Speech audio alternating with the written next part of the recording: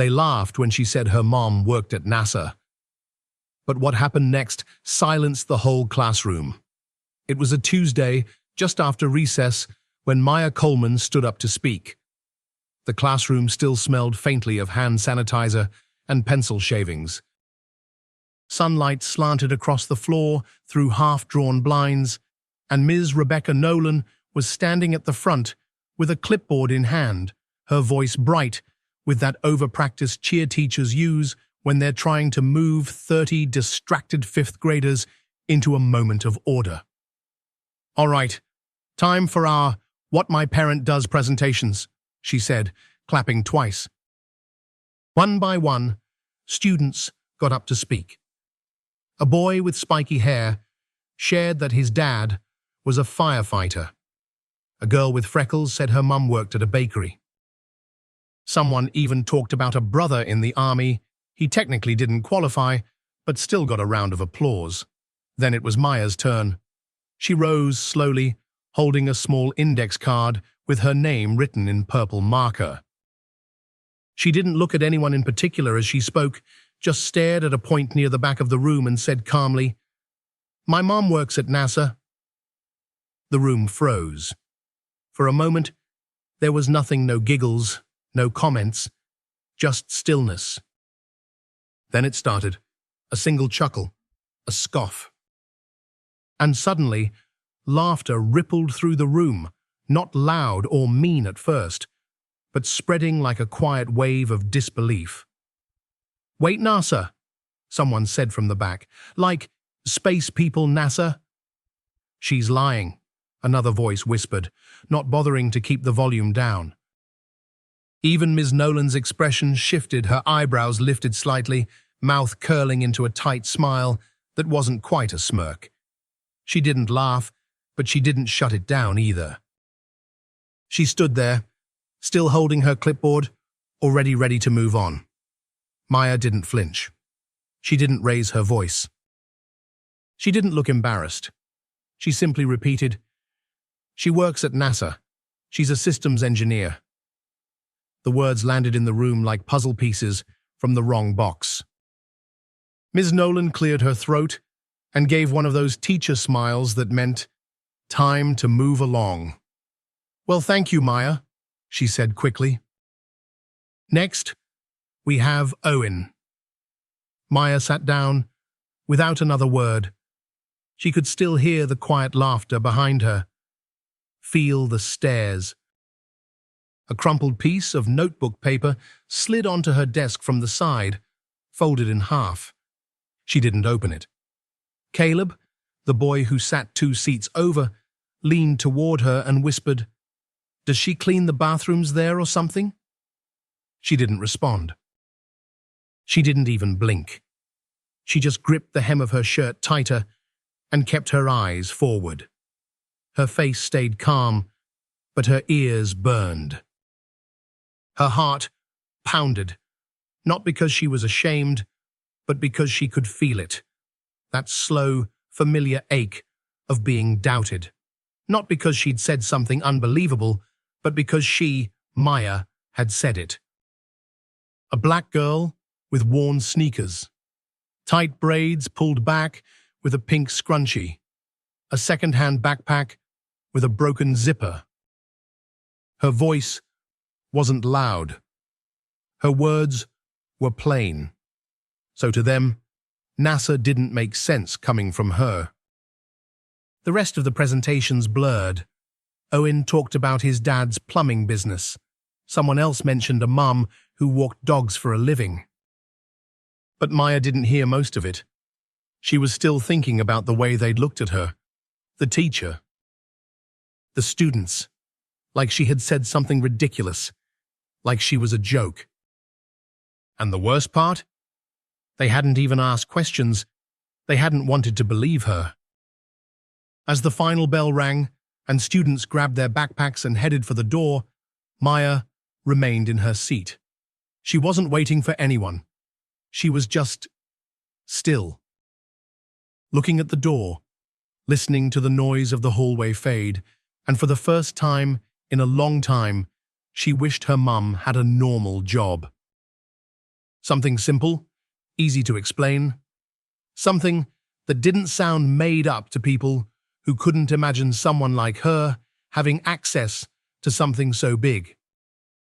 But even then, sitting in that classroom, heart pounding and face flushed, she never once stopped believing it mattered. Because her mother had told her a long time ago, some truths are just too big for small minds. Let them catch up. So Maya stood. She picked up her backpack and walked out of that room with her head high even if her stomach felt tight. She wasn't embarrassed for herself.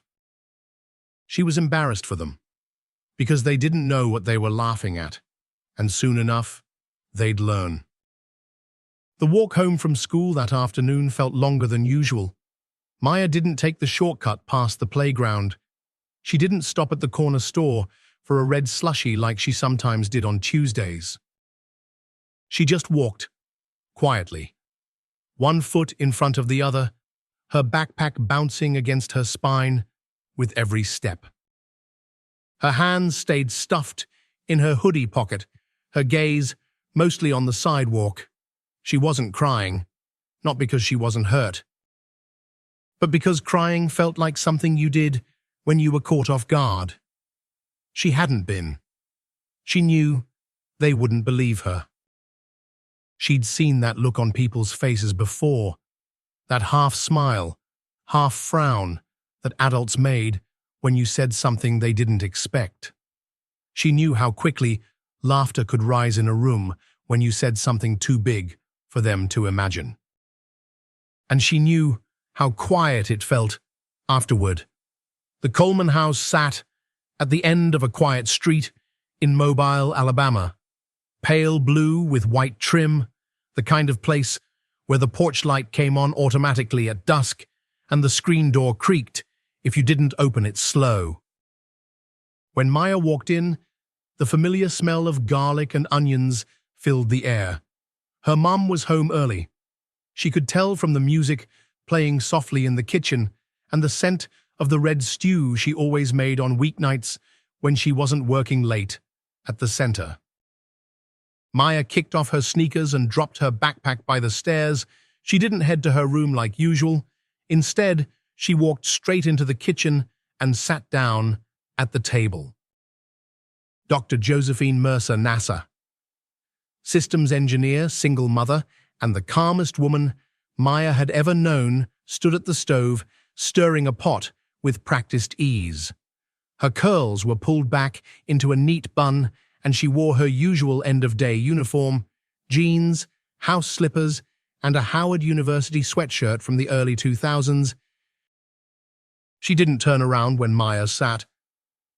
"You're late," she said, not accusing, just observing. "Had to stay back," Maya mumbled. "Cleaning desks." Josephine turned down the flame and finally faced her daughter. She didn't speak right away. She just looked. And that was usually enough to get the truth. Maya's shoulders were slightly slumped. Her hands were in her lap, fidgeting with the edge of her sleeve. Her face was calm, but her eyes looked heavy, like she'd carried too much all day and just now set it down. Josephine pulled out the chair across from her and sat down. She didn't ask, "What's wrong?" She asked, "Want to talk?" Maya didn't speak right away. Then, finally, she did. They laughed. Josephine didn't blink. "Who?" Maya looked down. "The class. I told them what you do." "And they didn't believe you." Maya nodded. "One kid said maybe you clean the bathrooms." Josephine let out a breath, not a sigh. "Exactly." More like a quiet pause before choosing her next move. "And what did you say back?" "Nothing." "Miss." Nolan moved on real fast, like she didn't want to deal with it. Josephine's lips tightened slightly, but her voice stayed calm. "Do you believe you said anything wrong?" Maya's head shot up. "No." "Then don't wear their ignorance like it's your mistake." Maya frowned. But they laughed. And that, Josephine said, is on them. Not you. They sat in silence for a while. The only sound in the kitchen came from the bubbling of the stew and the faint hum of the fridge. Outside, a dog barked twice. A car rolled past with its radio low. You know, Josephine said after a moment, when I first told people I wanted to work in aerospace, my high school counselor told me to be more realistic. Suggested I try secretarial work. Maya's eyes widened. Really? 1998, her mom replied. I didn't argue, just stopped going to her office. Did it hurt? Josephine turned the stove off and sat back down, her hands resting gently on the table. Yeah, she said. It did, but it also lit a fire. I wasn't angry at her. I was just determined not to let her decide who I could be. Maya smiled. Just a little. That was the thing about her mom. She didn't say dramatic things. She didn't stomp or shout. But her calm always carried weight. You know, Josephine added casually, I could come to your class. Maya blinked. For real? Isn't Parent Day this Friday? Maya hesitated. You'd do that? I've got the day off. Figured it might be fun. What would you wear? Josephine grinned. I was thinking, maybe my NASA badge and that black blazer you hate. Maya's eyes lit up.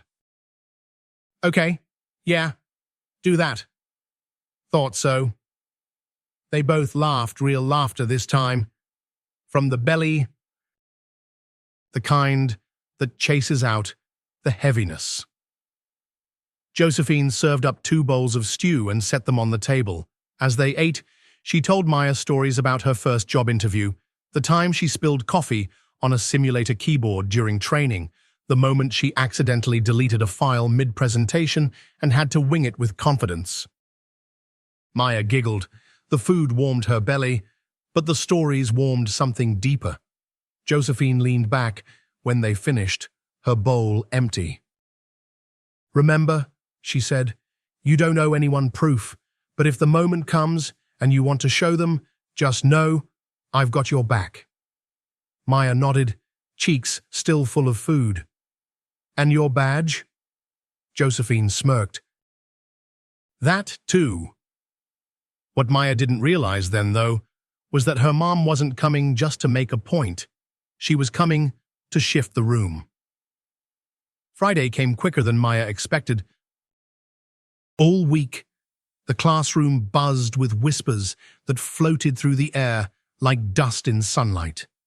Most of the kids acted like nothing had happened. A few gave her awkward glances.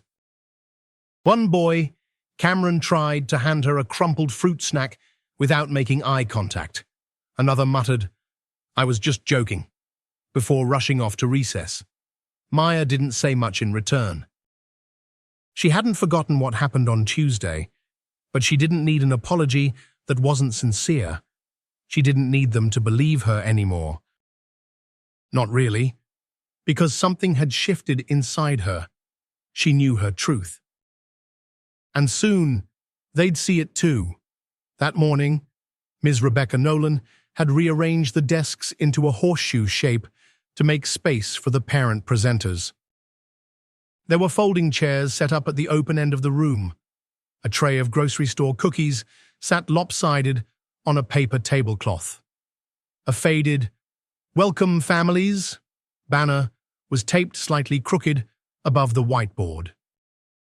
Ms. Nolan wore a bright purple blouse and a smile that felt a bit too forced. She moved around the room with a clipboard, checking names and glancing at the clock every few minutes. Parent Day was clearly her attempt to foster connection, but it had the energy of a school open house and the nerves of a pop quiz. Maya sat near the center of the horseshoe.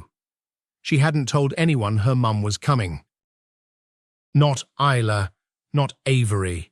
Not even Caleb, who had gone quiet around her since the bathroom comment and now spent most of the day pretending she didn't exist. She just waited, not nervously, not angrily. Just patiently, because her mom didn't need to be introduced with a drum roll. She would speak with her presence, and that would be enough. The first parents arrived around 9:15. A man in a mechanic's jumpsuit, a woman in blue scrubs, a few moms with Starbucks cups and overstuffed tote bags. They all smiled too hard and waved too much, but their kids beamed with pride. The presentations began. A dad talked about fixing a sink that exploded. Another mom explained how she taught yoga to toddlers. There were stories about running bakeries, coaching soccer teams, managing a furniture store. All the jobs were real. Honest. Some were funny, some were a little boring. But none of them made the room pause until the door opened. Miss. Nolan was mid-sentence, introducing the next speaker, when it happened. Dr. Josephine Mercer stepped into the classroom. She wasn't wearing anything flashy, just a black blazer that fit perfectly at the shoulders, black slacks, and a simple silver watch. Her curls were pinned back neatly. Around her neck hung a navy blue lanyard with white block letters, NASA, Johnson Space Center. From it, her official ID badge swung gently as she walked. She didn't smile too wide. She didn't stride in like she owned the room.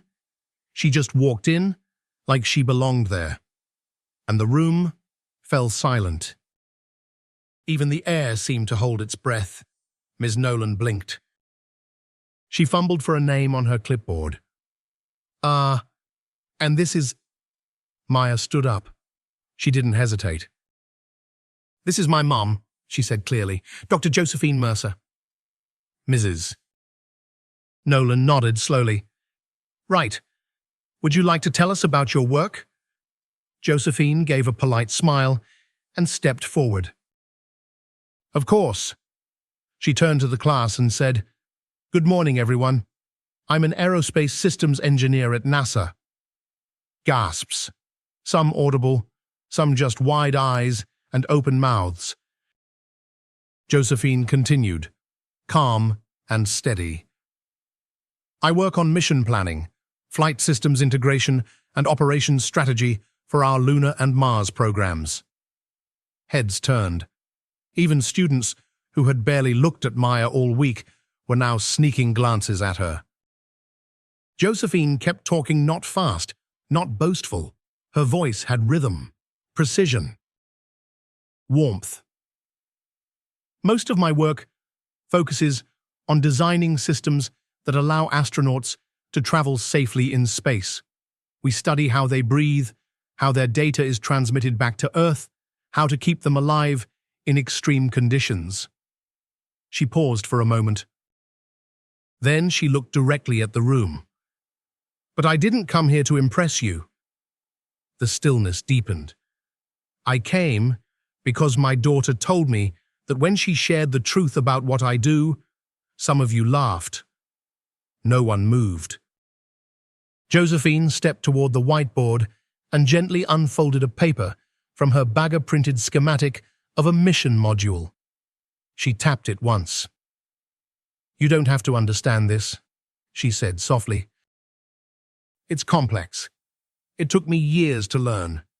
But the next time someone tells you something that sounds too big to believe, I hope you'll pause before you laugh. She looked out at the students, meeting their eyes one by one. Because brilliance doesn't always show up in the package you expect. And then she turned to Maya. When someone tells the truth with pride, she said, don't shrink it down. Let it stand. Mrs. Nolan cleared her throat. Thank you, Dr. Mercer. That was, very enlightening. Josephine nodded once quietly and walked to the open chair beside Maya. Maya tried not to grin. Tried. but failed. Because in that moment, she wasn't just the girl who said something too big. She was the girl whose mother showed up, and the room would never see her the same way again. The classroom hadn't been that quiet in weeks. Usually, even when the lesson was in full swing, someone was whispering, passing notes, or shifting noisily in their seat. But after Dr. Josephine Mercer walked in, nothing moved, not a foot, not a pencil. Not even the air. She didn't command the room with volume or flash. She didn't need to. There was something in her presence, a calm assurance, a quiet gravity that pulled everyone's attention toward her without asking for it. Her ID badge swayed gently with every step she took. The NASA logo on it caught the light. Her black blazer, tailored to perfection, looked like it belonged at a press conference, not inside a fifth-grade classroom, but she wore it as if this showing up for her daughter was the most important mission briefing of her week. Maya sat straighter in her chair. She hadn't told anyone her mum was coming, and now, as she watched the reactions ripple through the room, she was glad she hadn't. No one had time to prepare. There was no lead-up, no warning, just the moment. The surprise was pure. Ms. Nolan, standing a few feet away with her clipboard still in hand, cleared her throat. "Well then," she said, "thank you for joining us, Dr. Mercer. Would you like to tell the class about your role?" Josephine nodded politely. "Good morning. I'm an aerospace systems engineer with NASA." A beat passed. Then a few jaws dropped. A whisper floated from the back of the room. "Wait, she wasn't lying?" Josephine continued, her tone easy but clear. "I work on mission planning and systems integration for upcoming space flights. We're focused on crew safety, flight control architecture, and everything that goes into keeping astronauts alive when they're millions of miles from home." She didn't sound like someone trying to sound smart. She sounded like someone who knew what she was talking about and didn't need to prove it. She paused and glanced around. "I'm here today because I heard that when my daughter shared what I do, some of you didn't believe her." Some students looked down at their shoes. Others glanced sideways at each other. Caleb shifted in his seat, but said nothing. "I understand," Josephine said, smiling gently. "NASA can sound like a big word, like something far away, untouchable. But I want you to know it's not." She reached into her bag and pulled out a large folded paper. With a practiced motion, she unfolded a schematic of a real spacecraft module and pinned it to the whiteboard with magnets. "This is part of what I helped design," she said, tapping the paper lightly. "It's a system that supports oxygen flow during extended lunar missions." A few students leaned forward. One girl whispered, "That's real?" "It is," Josephine said. "And the people who design this come from all kinds of places, small towns, big cities, schools like yours." Then she turned slowly toward Maya. "My daughter told the truth, and she did it calmly, even when she was laughed at. She didn't yell, she didn't argue, but she carried something powerful with her truth." She faced the class again. "Next time someone tells you something that challenges what you think is possible, I hope you'll pause before you laugh. Not everything you haven't seen is unbelievable, and not everyone you underestimate will stay quiet." The silence was heavy now, but not awkward. It was thoughtful. Maya felt her hands relax on her desk. Her heart, which had been pounding since her mom entered the room, finally began to slow. She didn't need to smile. She didn't need to gloat. She just sat taller. Because everything had changed. She hadn't done anything different. She had simply been heard at last. Ms. Nolan took a breath and stepped forward. "Thank you, Doctor." "Mercer," she said, "that was, incredibly inspiring." Josephine gave a gracious nod and walked over to sit beside her daughter. For the rest of the morning, the class moved slowly. Parents continued to present, but the energy was different. One father talked about selling used cars, but stumbled a little in the beginning. Another mum shared a story about working in hospital billing, her voice softer than she intended. There was no more laughter, no more jokes. The room had been shifted. And Maya, she didn't scan the crowd anymore to see who was watching. She didn't care. Her mother had shown up. She had spoken with strength, not volume, with clarity, not ego. And Maya had watched it all not as a child being defended, but as a young girl being equipped. Because this wasn't just about respect from her peers, this was about inheritance. About watching someone stand in their truth without apology and realizing you could too. When it was time for lunch, a few kids came by her desk. No one said much. A few nodded. One girl offered her a pen with glitter ink. Another just gave a quick, "Your mum's cool," and hurried off. None of it mattered as much as the silence during her mother's speech. That silence wasn't emptiness. It was listening. And it would echo longer than any applause. The rest of Parent Day passed in a soft kind of silence. Not the uncomfortable kind, just a quieter, more thoughtful atmosphere that seemed to settle over the room like a thick blanket. The kind of quiet that comes after something important has been said and everyone's still turning it over in their minds. Dr. Josephine Mercer's words lingered even after she had sat down. She hadn't raised her voice. She hadn't rattled off degrees or accomplishments. She had simply stood there, calm, steady, and reminded a room full of children and their teacher that truth doesn't need to shout. Maya sat a little straighter in her seat, not because she wanted to look proud, but because, for the first time all week, she didn't feel like she had to make herself smaller to fit inside their expectations. She hadn't realized just how tightly she'd been holding her breath until her mom had walked into the room and exhaled for both of them.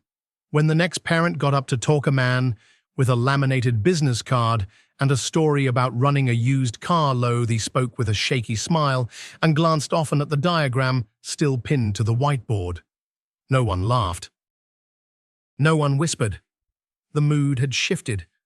Not because people suddenly knew what NASA stood for, but because they had seen something unexpected and it had changed how they listened. After the final presentation, Ms. Nolan thanked everyone and invited the parents to stay for cookies and juice if they had time. Josephine quietly declined. She had already returned her schematic to her bag and was reaching for her car keys. Before she left, she placed a gentle hand on Maya's shoulder. "You did well," she said. "I didn't do anything." Josephine smiled. "Exactly." As she walked out of the classroom, a few parents nodded at her, suddenly unsure of what to say. Maya watched her go, still holding that feeling in her chest, a mix of pride, relief, and something deeper.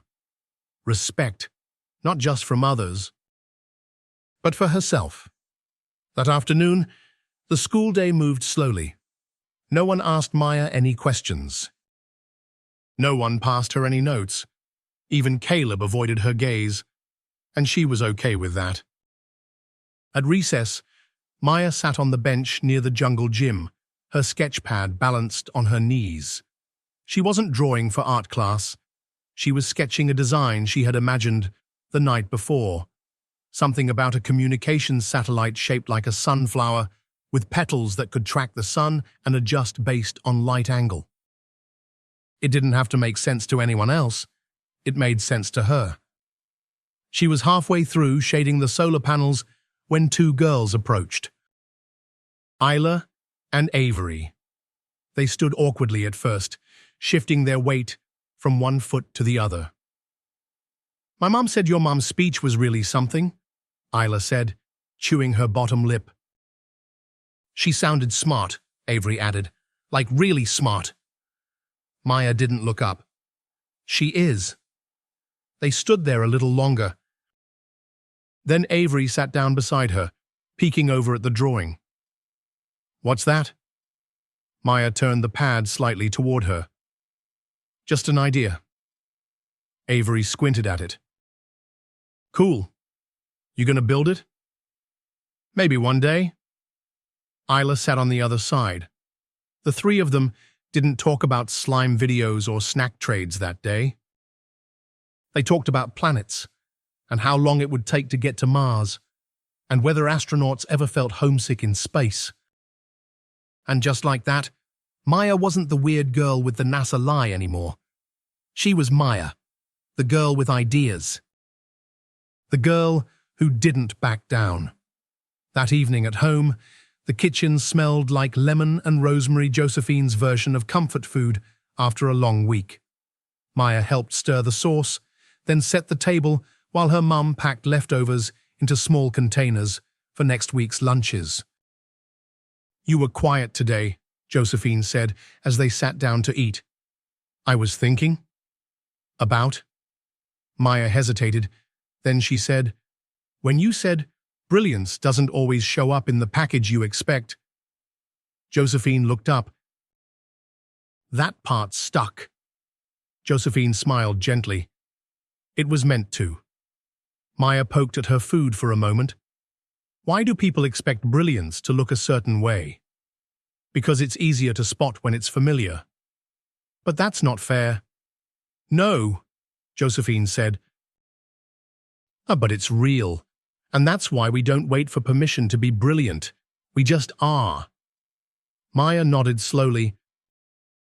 That night, after dinner and dishes and a few rounds of Maya's favorite card game, she walked over to the refrigerator and pulled a sticky note from the pad.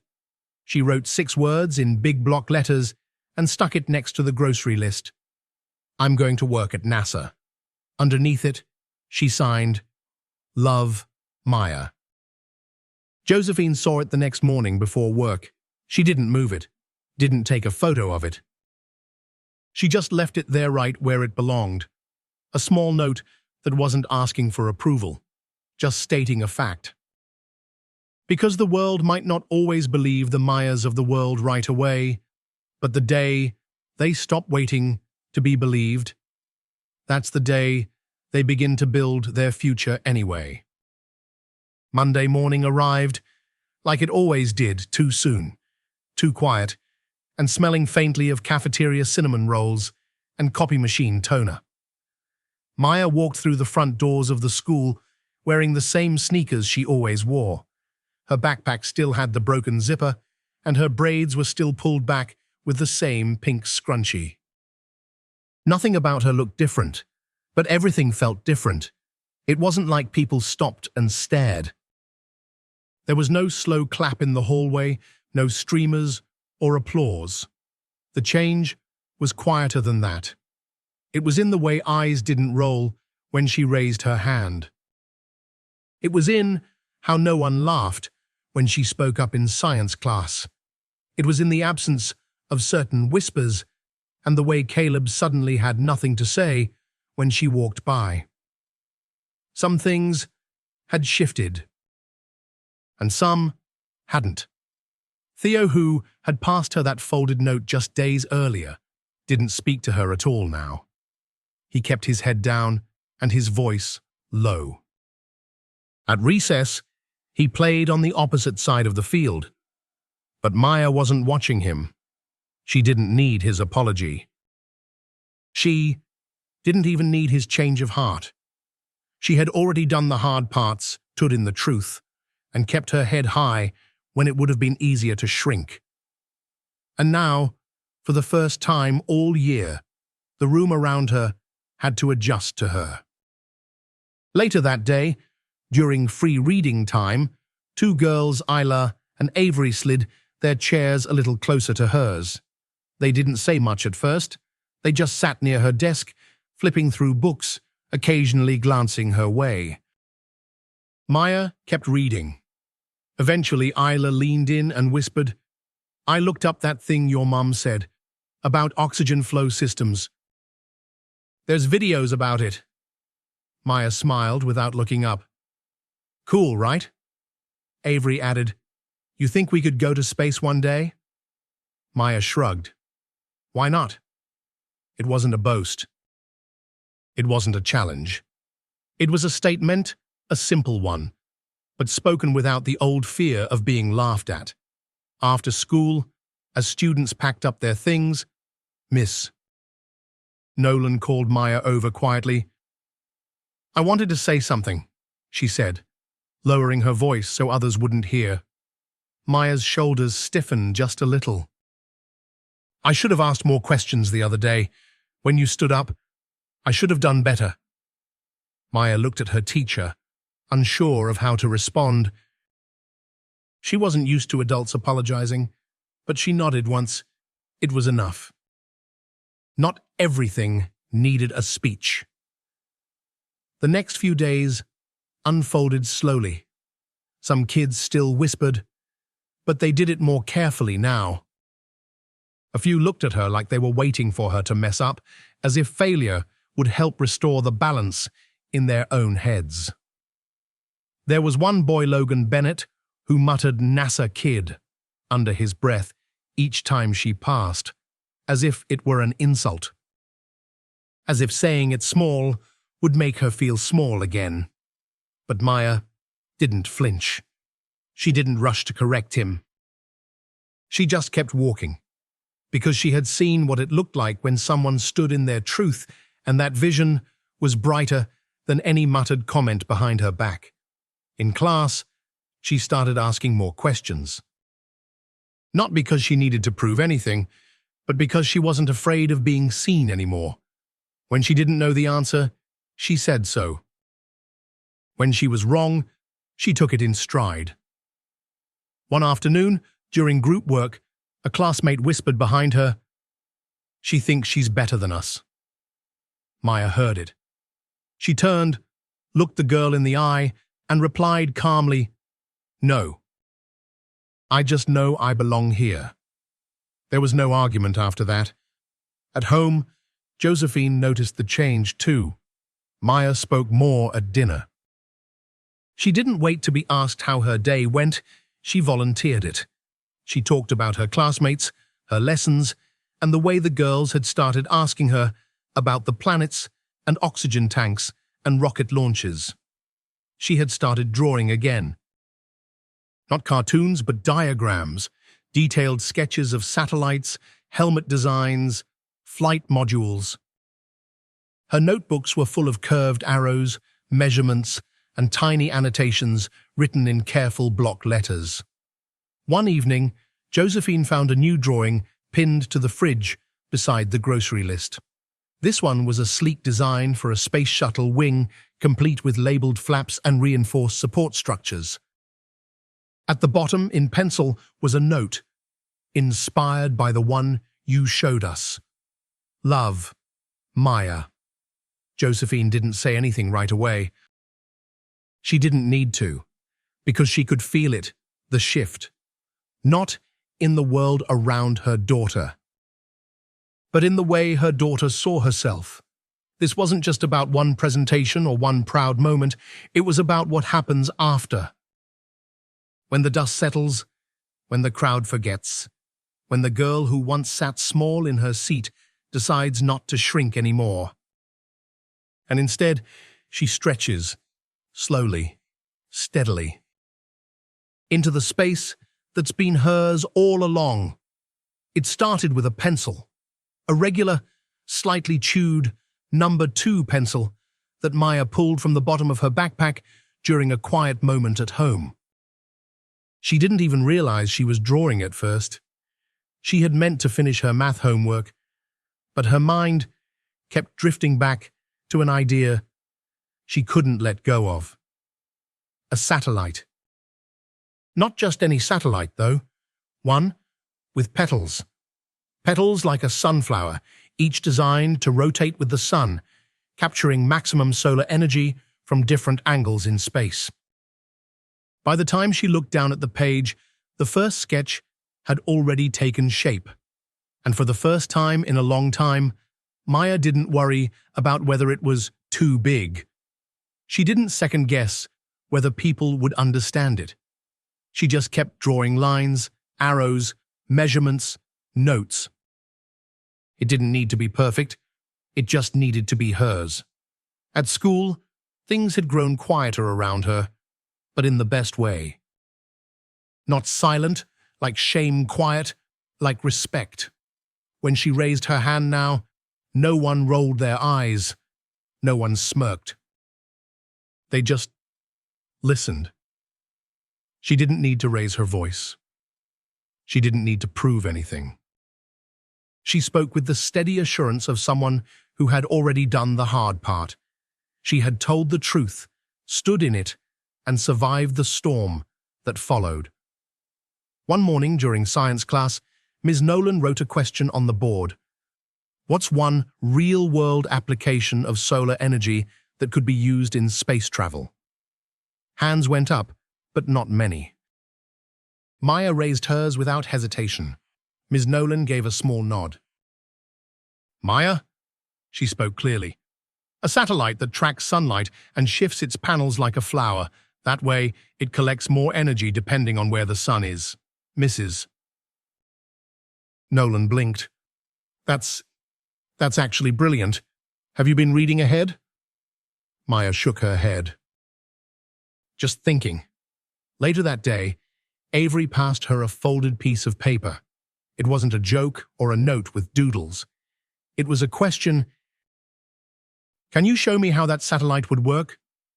That afternoon at lunch, the two girls sat at the same table, heads bent over Maya's sketchbook. Avery asked questions. Maya answered with confidence, not with a rehearsed script, but with understanding. By the end of the week, two more girls joined them. They weren't calling her NASA kid anymore. They were asking her about her ideas. At home, Josephine noticed the shift too. Maya didn't wait to be asked how her day went. She walked through the door talking. Ms. Nolan asked if I could bring one of my diagrams in next week. I taught Isla what a solar flare is. Guess what? I'm going to enter the science fair. And then one evening, she said something even more surprising. I think I want to talk about it in gym class. Josephine looked up from her laptop, curious. Talk about what? When Coach Davis asked us to write a goal that's not about sports, most kids wrote about learning guitar or getting a dog. I wrote about NASA, about building missions. Josephine smiled. That's a bold move. I don't care if they laugh again. Do you think they will? Maya shrugged. Maybe, but I know what I want now, and it's not their laughter. On Friday, Coach Davis handed out the slips of paper, each one labeled My Goal, in thick black marker. Students took turns reading theirs out loud. When I grow up, I want to be a famous TikTok dancer. I want to open a bakery with my cousin. I want to be a game designer. Then it was Maya's turn. She stood. Didn't rush, didn't scan the room, just held her paper and read it calmly. I want to engineer space missions. Just like my mom. There was no laughter, no whispering, just stillness. A few students turned to look at her not with disbelief, but with something closer to admiration. And that was more than enough. That night at home, Josephine made lemon chicken Maya's favorite. As the scent of citrus and rosemary filled the kitchen, Maya sat at the table sketching something new. This time, it was a landing module. She didn't explain it right away. Just drew quietly, pausing every now and then to squint, erase, adjust. Josephine watched from the sink, a dish towel in her hand. You've been at that a while, she said softly. I want it to look right. When she finished the final line, Maya turned the paper toward her mom. "Want to see?" Josephine came over, studied it carefully, then looked up. "Explain it to me." "Well," Maya said, tracing her finger along the drawing, "it's a shuttle. But instead of using regular retro thrusters, I thought, what if we built something more adaptive, like using solar mirrors that adjust when it lands, like petals?" Josephine's eyes sparkled. "Like a sunflower." "Exactly." They sat in a warm, easy silence. Then Maya asked something she'd been holding in for days. Do you think they really believe me now?" Josephine didn't answer right away. She reached over and placed her hand gently over Maya's. "Some do, some still don't." Maya nodded. "So what do I do?" "You keep showing up." Josephine squeezed her hand. "That's the hard part, not just once, but again. And again. And again. Even when it feels like no one hears you." Maya thought about that. "Like you did?" Josephine smiled. "Like I still do." And that night, when Maya pinned her drawing to the fridge right next to the grocery list, she didn't ask for permission. She didn't ask for praise. She just did it. Because it wasn't about who saw it. It was about who believed it. And she finally did. Before she was Dr. Josephine Mercer, she was just Josie Lewis. A skinny girl with big glasses, bigger dreams, and a house with a sagging porch on the east side of Baton Rouge, Louisiana.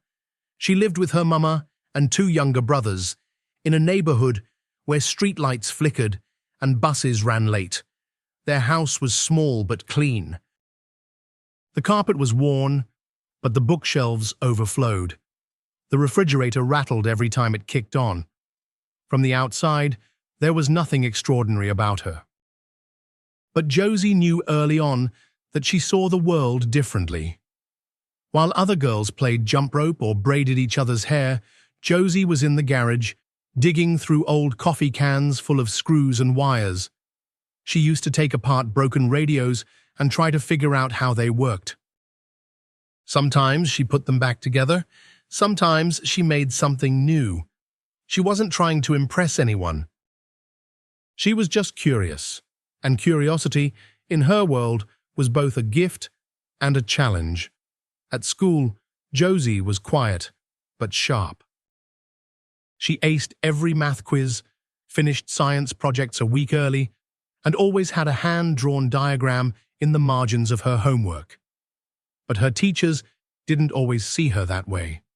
They saw the thick glasses, the hand-me-down shoes, the fact that she didn't speak unless she had something real to say. One counselor pulled her aside after class one day, leaned in like she was offering sage advice and said, "You're very organized. You'd make a great receptionist one day." Josie didn't argue. She just nodded, went home, and crossed receptionist off her notebook cover where she had written future aerospace engineer in careful block letters. At 13, she checked out a book from the public library about space shuttles. It was thick and dense and had no pictures. She read it cover to cover in one night. By 14, she was teaching herself basic coding on an old family desktop that only worked half the time. She would stay up late watching NASA clips online, eyes wide as astronauts floated in zero gravity, her fingers itching to design something that could help them get there. She didn't tell many people, because she had learned by then that saying, "I want to work at NASA," usually got one of two reactions: laughter or silence. Neither felt good. When she applied to a summer engineering camp at Georgia Tech, her math teacher raised an eyebrow and asked, "That program's pretty competitive. You sure you want to waste the application fee?" She applied anyway. And got in. That summer changed her life. For the first time, Josie was surrounded by kids who didn't look at her weird when she talked about thrust ratios or battery efficiency. For the first time, her questions didn't make her the outsider, they made her the leader. She came home with a folder full of blueprints, a head full of possibilities, and a heart that finally understood what it meant to belong. College wasn't easier. At Auburn University, Josie was one of only 3 black women in the entire engineering department. In group projects, she was usually asked to take notes while her classmates solved equations. Professors mispronounced her name even after 3 semesters. She didn't complain, she just kept showing up. She worked nights at a diner near campus, tutored high school students on the weekends, and studied in the quietest corner of the library until closing time. There were nights she thought about quitting, not because the work was too hard, but because the burden of always having to prove she belonged wore on her. One spring, after scoring the highest grade in her thermodynamics midterm, she overheard 2 classmates whispering behind her back. She must have had help. Or maybe she copied someone's notes. Josie didn't turn around. She just went home, opened her textbook, and started preparing for finals.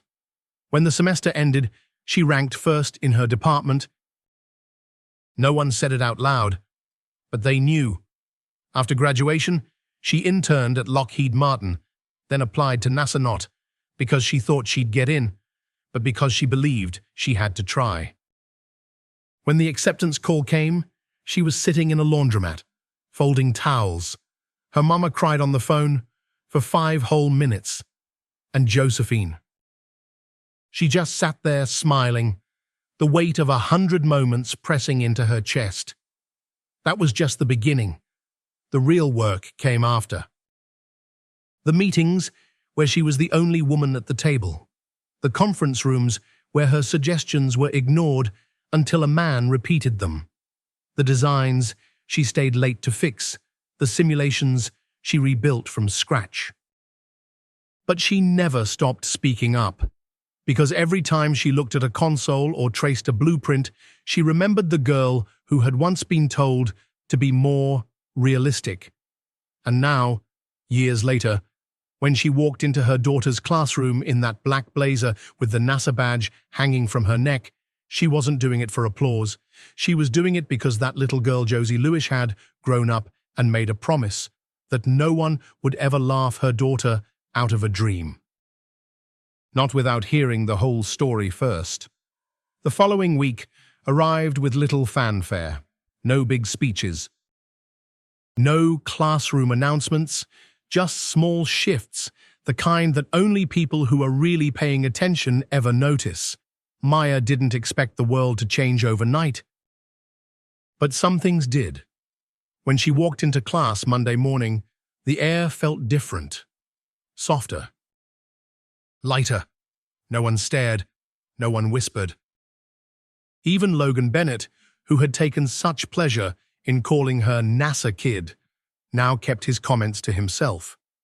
Not because he had suddenly learned better, but because Maya no longer responded.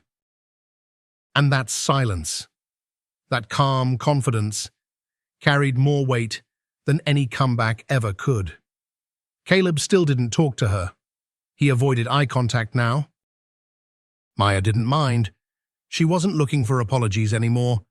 She wasn't waiting for someone to acknowledge that they'd been wrong. That wasn't her burden to carry, not anymore. The truth had been said.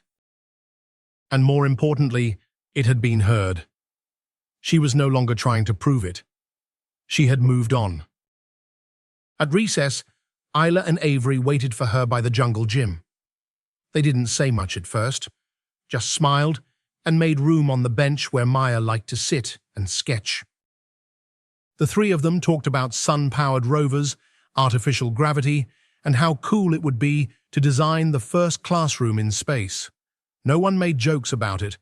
No one called it too much. Later that day, during a social studies lesson, Mrs. Nolan assigned the class a small writing project. What's one thing you believe about yourself that no one else can decide for you? Maya sat still for a moment. Then she picked up her pencil and wrote, that I belong in any room I walk into, no matter what anyone thinks. She didn't share it with the class when others read theirs aloud. She didn't need to. That afternoon, as the final bell rang, Ms. Nolan asked Maya to stay behind. I've been meaning to say this, she began, glancing down at her clipboard. I should have supported you better. Back when you stood up and told the truth, I didn't handle that moment the way I should have. Maya stayed quiet. Ms. Nolan looked her in the eye. I'm sorry. Maya nodded once. Slowly, respectfully. Thank you, she said. Then she gathered her things and walked out. No drama, no tension. Just two people acknowledging something real. That evening, as the sun dipped low over the neighborhood and the streetlights flickered on, Maya sat at the kitchen table drawing again.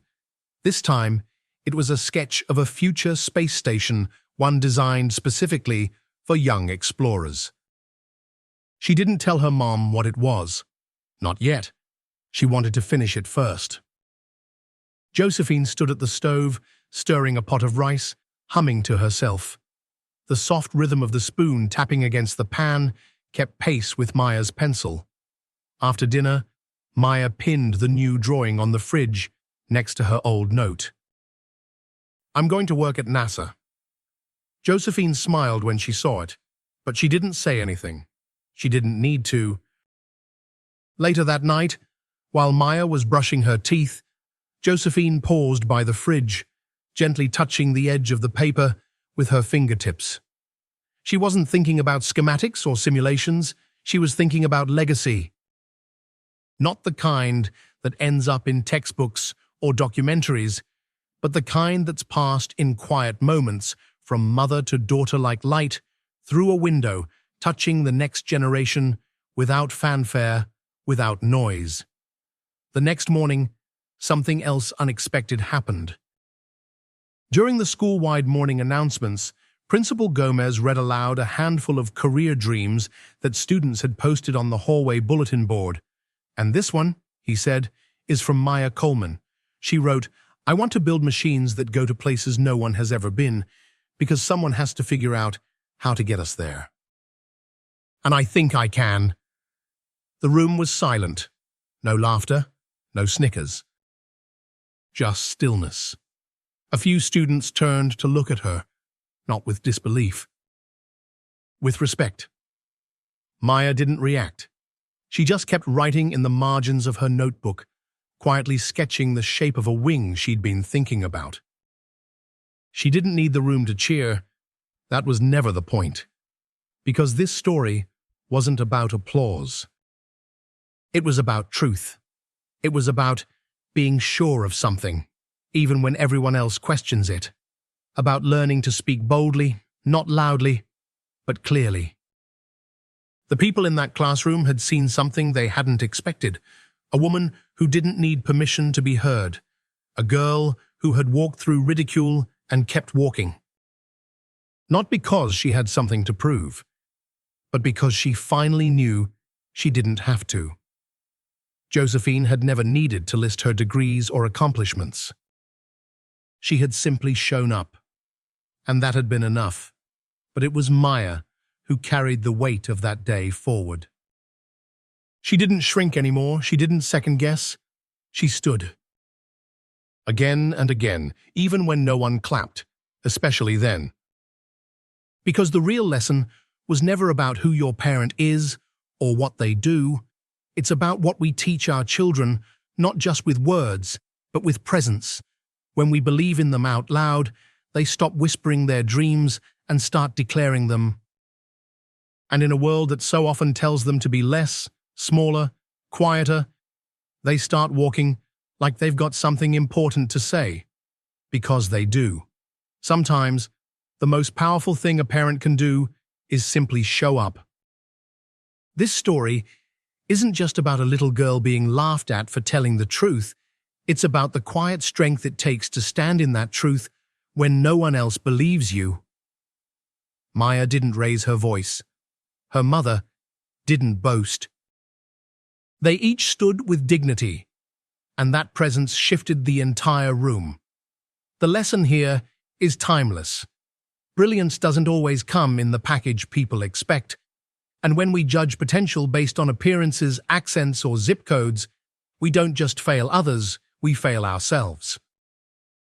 For those of us who've lived through moments of being overlooked, this story reminds us that the most meaningful change doesn't come from shouting, it comes from being steady, present, and unapologetically honest. And for every parent or grandparent watching, never underestimate what your belief can do. When we believe in our children openly, without hesitation, we give them something the world can't take away, permission to believe in themselves. That kind of belief lasts longer than applause. It builds the future.